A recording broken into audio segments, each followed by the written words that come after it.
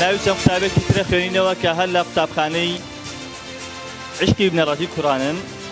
تابی ئاسۆ یاسین بە کۆنمرەی 95.88، تابی میران لوقمان بە کۆنمرەی 95.54، تابی ئەحمەد دڵدار خدر بە کۆنمرەی 95.2 با فەرمون بۆ سەرسێت.